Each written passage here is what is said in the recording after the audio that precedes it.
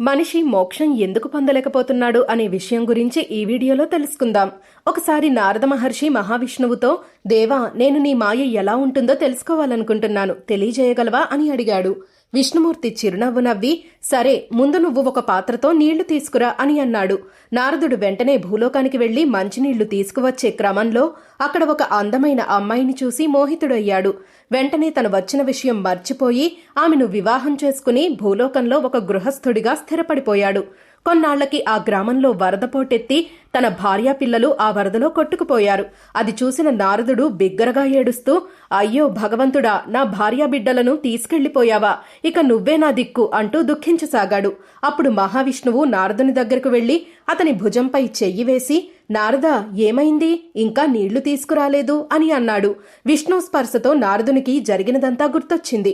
ఒక్కసారిగా ఉలిక్కిపడి చుట్టూ చూశాడు. అక్కడ అంతా నిశ్శబ్దంగా ఉంది.